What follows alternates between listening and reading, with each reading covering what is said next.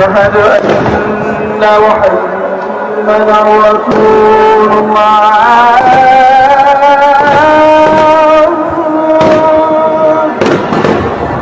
أشهد أن محمدا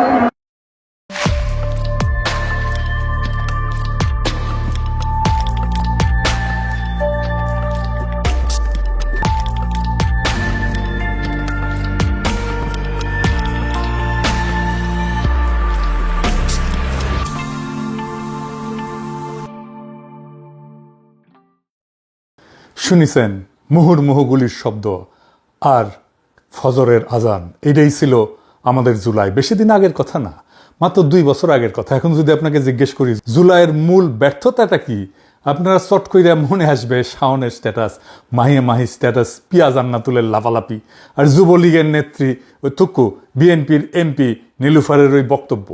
হাসিনার পুলিশের কাছে স্নাইপার ছিল না, কিন্তু কথা হইতেছে যুবলীগ নেত্রী নীলুফার থুকু বিএনপির এমপি নীলুফারের ওই বক্তব্যটাই তো ভুল। পুলিশের কাছে স্নাইপার তো ছিল এবং আছে, কয়েক দফায় তারা স্নাইপার কিনছে। জুলাই অভ্যুত্থানের সময় স্নাইপাররা কারা ছিল? বাংলাদেশ পুলিশের সোয়াট এবং সিআরটি নামে 2টা স্পেশালাইজড ব্রাঞ্চ আছে। এই 2 ব্রাঞ্চে স্নাইপার ট্রেনিং পায়, মানে পুলিশের 2টা ব্রাঞ্চে ডেডিকেটেড স্নাইপার থাকে। আবার ওইদিকে র্যাবের বিশেষ স্নাইপার টিম আছে দেখেন, আর একদিকে বিজিবির স্নাইপার টিম আছে। তাদের ইনভেন্টরিতে 1500-র বেশি টাইপ 85 থান্ডারবোল্ট এক্সট্রিম টাইপের স্নাইপার রাইফেল আছে। আর সেনাবাহিনী, বিমান বাহিনী, নৌবাহিনীর কথা বাদই দিলাম, এদের প্রত্যেকেরই highly train dedicated sniper team আছে। প্রায় 10 থেকে 15 রকমের আমেরিকান, ব্রিটিশ, টার্কিশ ব্র্যান্ডের হাজার হাজার স্নাইপার বন্দুক আছে। জুলাই অভ্যুত্থানের সময় মাঠে তো শুধু পুলিশ না, বিজেপি ছিল, র্যাব ছিল, সেনাবাহিনী ছিল, এমনকি বিমান বাহিনী পর্যন্ত সারা দেশে ডিপ্লয় করা হয়েছিল। এছাড়া 2021 থেকে 23 পর্যন্ত সরকারি হিসাব মতেই পুলিশের জন্য প্রথাগত নিয়ম ভেঙা 1000 কোটি টাকার military grade semi automatic rifle কেনা হয়েছে।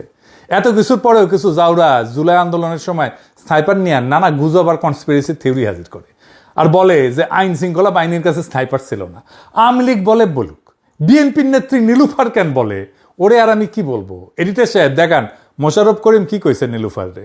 এক কাজ কর, তুই গু খা, তাজা গু না, 3 দিনের বাসি গু খাবি।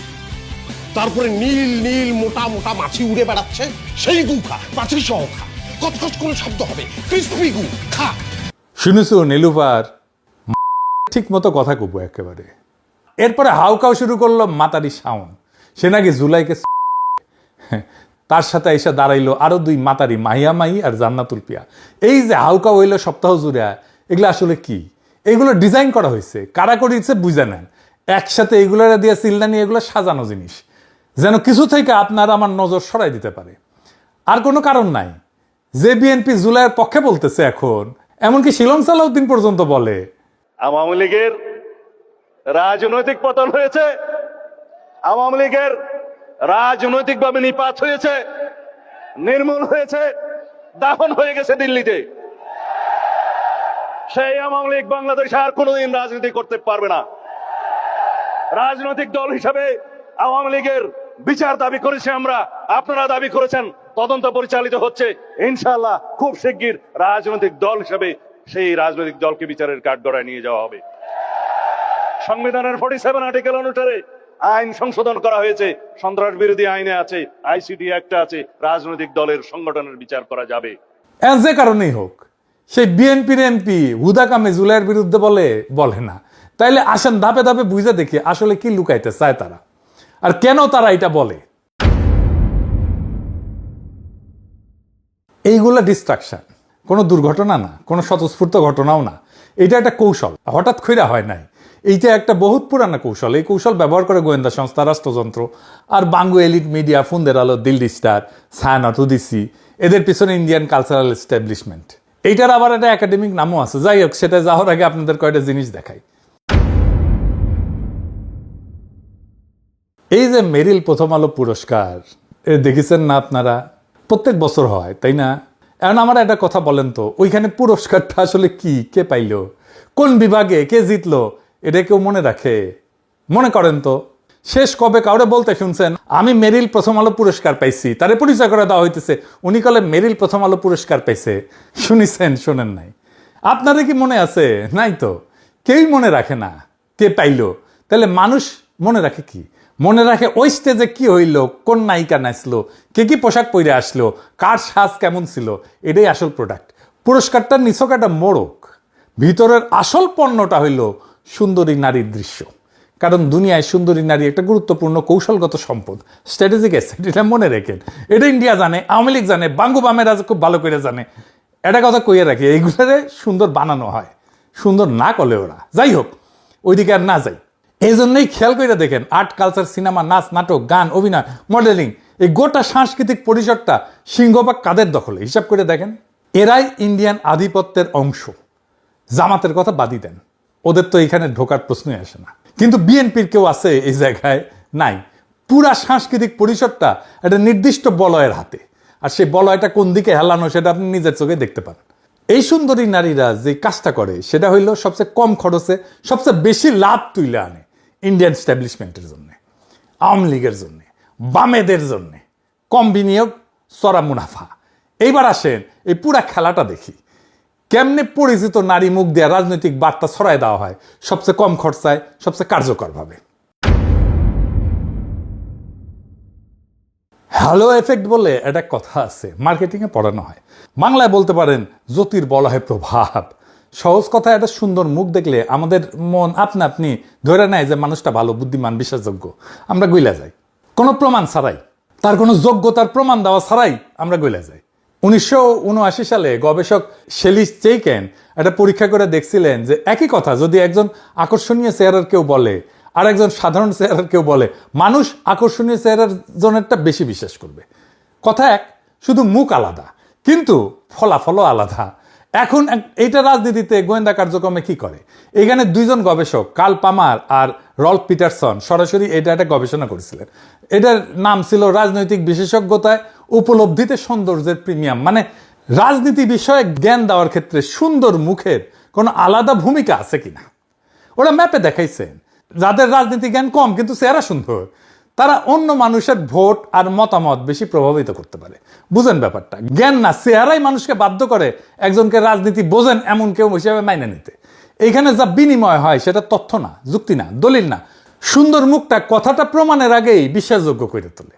মানুষ যুক্তি বিচার করার সুযোগই পায় না, মুখ দেখায় তার আগে মন ঠিক করে ফেলে। বিজ্ঞাপনের নারী, রাজনীতির নারী একই খেলা। আমরা সবাই জানি পণ্যের বিজ্ঞাপনে নারী দেহ কিভাবে ব্যবহার করা হয়। সাবান থেকে মোটরসাইকেল, বাইক থেকে সিমেন্ট, সবকিছু বেচতে একটা সুন্দরী মুখ লাগানো হয়। ফিল্ম নিয়ে করা গবেষক লরা মার্ভি এই দৃষ্টিটা একটা নাম দিছিলেন, নারীকে দর্শকের চোখে ভোগের বস্তু বানায় ফেলা। বিজ্ঞাপনে আকর্ষণটা দিয়া পণ্য গেলায়। রাজনীতি ঠিক একই কৌশল ধার করতেছে, শুধু পণ্যটা বদলাইছে। এইবার যে পণ্য বেচা হইতেছে সেটা একটা রাজনৈতিক অবস্থান, একটা বানানো বিতর্ক, একটা ডিস্ট্রাকশন। মডেল আর নায়িকা এখানে নিখুঁত পছন্দ দুইটা কারণে। এক, তাদের মুখ মানুষ আগে থেকে চেনে। দুই, ওই হ্যালো এফেক্ট কইছি না, জ্যোতির্বলয় প্রভাব, তাদের হইয়া অর্ধেক কাজ আগে কইরা রাখে। যুক্তি লাগে না, শুধু মুখটা লাগে। আর এই মুখগুলা রিক্রুট করার জায়গা কোথায়? নাটক, সিনেমা, গান, নাচ, মডেলিং। এই জায়গাগুলোতে সুন্দর মুখের মানুষের আনাগোনা। চেহারা বা ফিগার সুন্দর না হইলেও মেকআপ দিয়ে এমন বানানো হয় যেন একেবারে বেহেশতের হুর। তো এর মধ্যে নীলুফার কেন, রাজনৈতিক নেত্রী কেন? আসেন এটা বুঝে দেখি। খেয়াল করে দেখেন, মাঠে নামা মুখগুলার বেশিরভাগই নায়িকা, মডেল, কিন্তু সবাই না। ভিড়ের মধ্যে একজন নায়িকা না, একজন রাজনৈতিক নেত্রী, নীলুফার। এটাই আসল খেলা। নীলুফারও ওই একই ইন্ডিয়ান কারখানার মাল। আর দেখেছেন না কি আরামে হাসিনার আমলে টকশো কইরা পার হইয়া গেল। কোনো গ্যাঞ্জামের মধ্যে নাই, কোনো মামলা নাই, কোনো জেলখানা নাই, কোনো প্রোগ্রামেও সে থাকতো না। এটা একটা প্রশ্ন। এটা আগে বললাম, সুন্দর মুখ দেখে মানুষ গইলা যায়, তাহলে নায়িকা দিয়ে তো কাজ শেষ, নেত্রী লাগে কেন? পেঁচটা ধরেন। সুন্দর মুখ দেয় মনোযোগ, মুহূর্তের সম্মতি, চোখ আটকায়, মন গলে, কিন্তু এটা ক্ষণস্থায়ী। ভিতরে ভিতরে মানুষ জানে নায়িকা রাজনীতি বুঝে না, গ্ল্যামার আছে, ওজন নাই। সিরিয়াস ইস্যু শুধু নায়িকা দিয়ে দাঁড় করানো যায় না। এইখানে নেত্রী লাগে। নায়িকা দরজা খোলে, নেত্রী ভিতরে চেয়ার পাইতা বসে।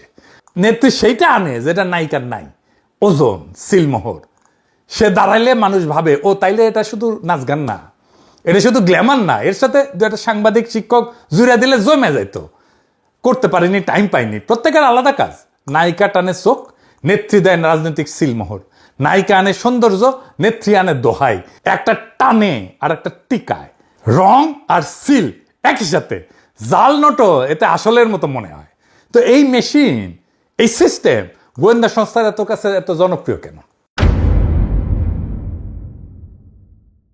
কারণ এটা সস্তা আর নিরাপদ। ইন্ডিয়ার রয়ের টাকা পয়সা কম, এরা কাজ করে মূলত মায়া দিয়া, এক টিকিটে 2 ছবির মতো। হানি ট্র্যাপও ইউজ করা যায়, কাজও করা যায়। আর সুবিধা আছে, এটা ঢাল, পুরুষকে কথা কইলে বিরোধীরা তারা ছিঁড়া ফেলতো একেবারে, কিন্তু কথাটা নারীর মুখ দিয়ে বাইর করেন।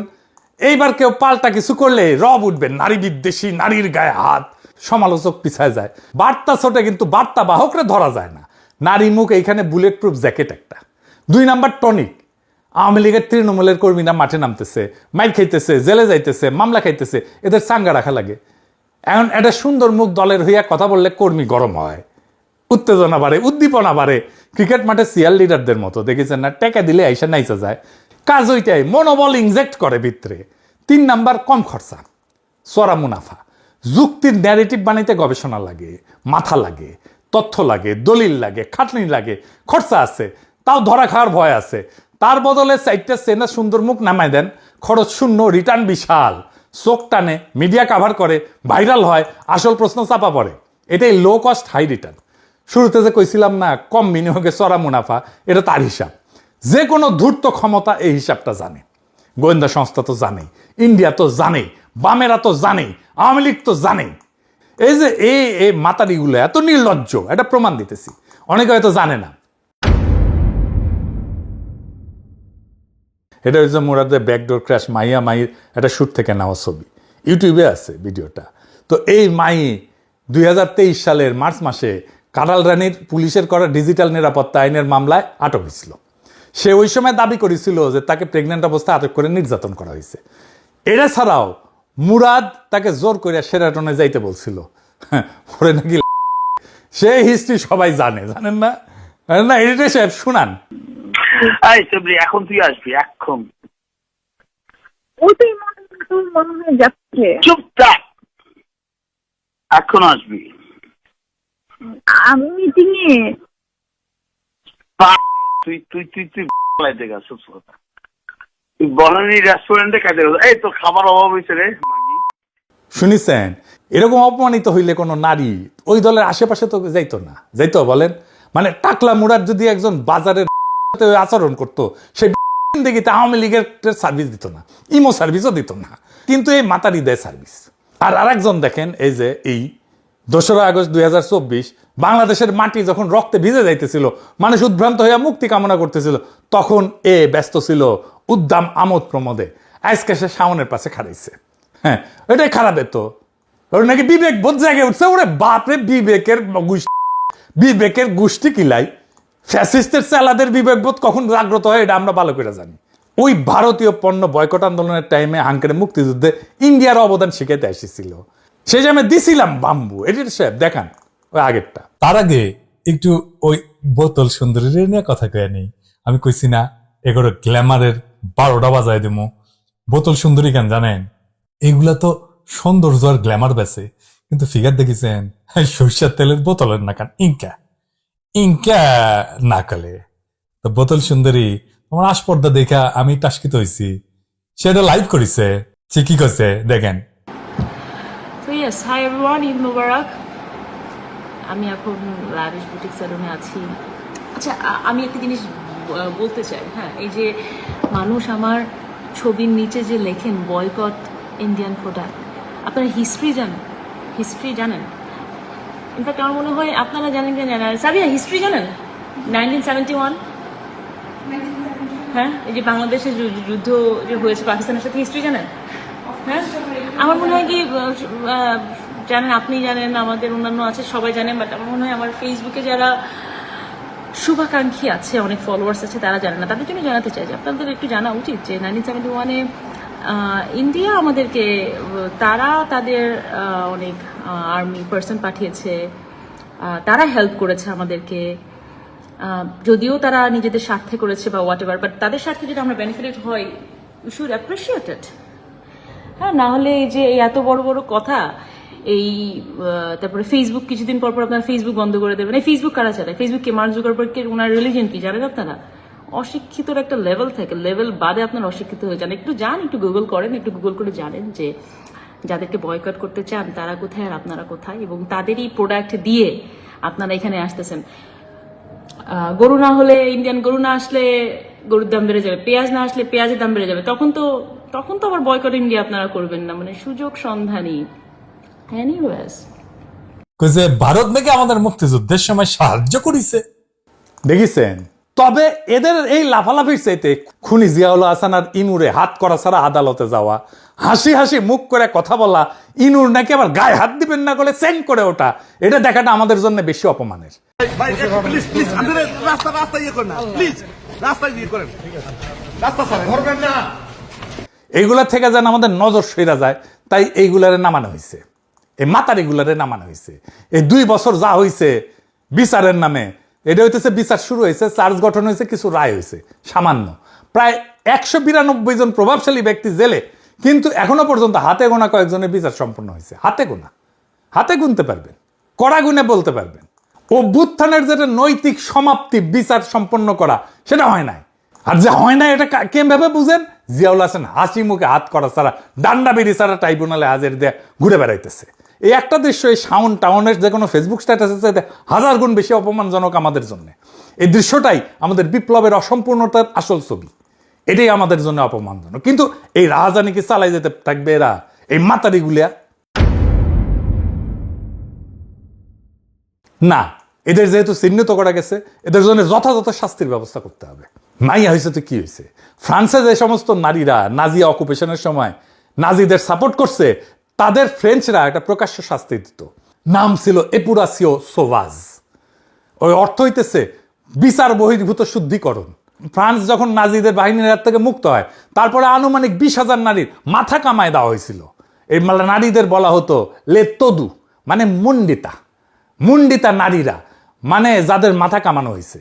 এই ঘটনাগুলো ছিল প্রকাশ্য, জনতা জড়ো হয়ে আর নারীদের দেখতো, টিটকারি দিত, তারপরে গোটা এলাকায় ভেতর দিয়ে হাঁটায় নিয়ে যাওয়া হয়তো, পাশায় সাপ গাইতে নিয়ে যেত, গরম লোহা দিয়ে শরীরে স্বস্তিকা চিহ্ন আইকা দিয়ে দেওয়া হইতো, কাউকে মেরে ফেলা হইতো, মারতে মেরে ফেলা হইতো। আমরা শাওন অ্যান্ড গংকে এইভাবে ফ্রান্স তরিকায় শাস্তি দিব, নো মার্সি, কোনো ক্ষমা নাই।